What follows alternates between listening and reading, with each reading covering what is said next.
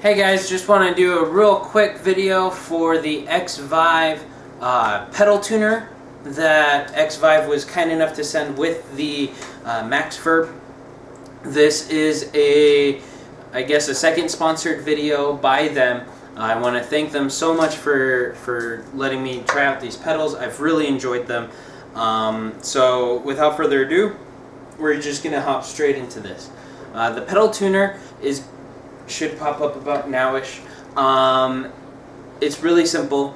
You've got your main input button. You've got a pitch and a flat button on top as well. The pitch, you can use that to change the what's it called? The frequency, the reference frequency. Depending on the mode, you can go from like 436 hertz to like 445 hertz or something like that. I think typically a lot of times 440 is pretty standard, so that's kind of the standard, and then you can change it based on what kind of tuning you're going for. So that's that one, and then the flat, you can basically have the flat acts kind of like a not a chromatic tuner, but sometimes on tuners you'll have like the guitar button where you hit a string and it'll be like, oh, the 6th string E, this is how close you are to it. My understanding is that the flat button is very similar to that, but you can tune it, you can have it set also to either half step down, whole step down, or 1.5 steps down.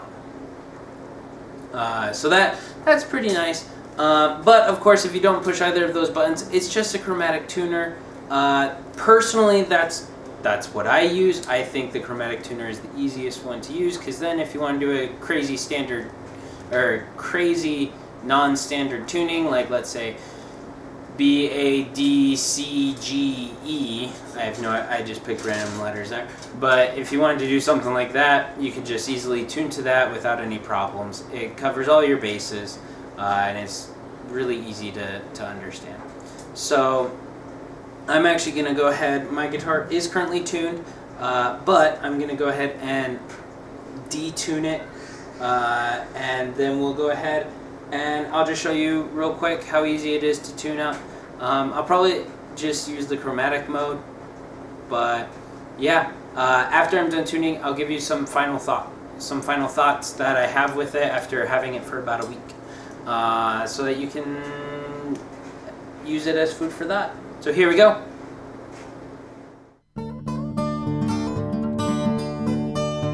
Okay, it is now very out of tune. I don't have it plugged into an amp because I'm just going over the pedal, but let's see if you can hear. That is very out of tune.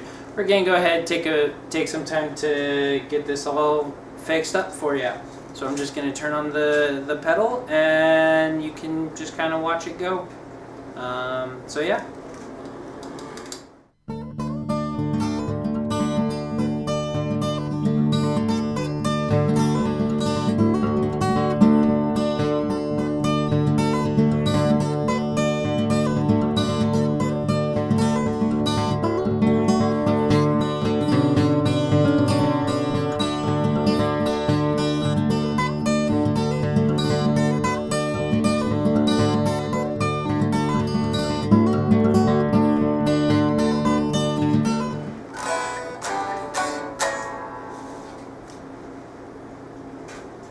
There we go. Simple as that. I'll go ahead, I'll push the buttons just so you can see how it looks. So when you push the pitch button, you see that 0, that'll go from 0 to 9. And depending on the number, that changes the frequency. The information is in the manual. If you want to know more, you can find out there. And then let's go ahead, I'll push the flat. There. So the lines represents how many flats it's going to be. So up to 3 flats or 1.5 steps down. And then if you push it and nothing comes up, that means that it's normal chromatic tuner. So yeah, there you go. Real easy to use. I like how bright it is. I hope that comes through in the video. I like how bright it is. I love these micro pedals. It's so great. They take up so little space on a pedal board. I'll probably switch over from the Behringer to this one. They're, I want to say, roughly the same price. And this one, I like how much bigger this. I like how the screen is a lot bigger. For me, it's a little easier to read, and I like how much smaller the entire pedal is in comparison. One thing that I found, it's a lot lighter than my other micro pedals. I'm guessing that it's not a 100% metal body, but rather just kind of plastic, because they have to deal with the screen and stuff, and then the edges, the sides, are metal. Sorry about that, guys. I got interrupted. My camera died, so I got it up again real quick for you. Just to finish my thoughts, I think the metal casing on the sides is really nice. I do wish that the entire thing was metal except for the screen.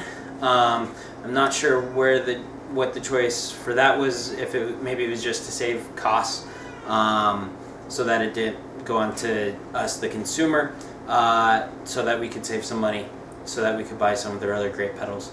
But overall, I think it's great. As I mentioned, it's probably going on my pedal board instead of the Behringer tuner. I can't really think of a reason to not switch it out. So there you go. Hope you guys liked it. Let me know which of the 2 tuners you'd rather have on your pedal board in the comments below. And until next time, Poor Man Pedals is out.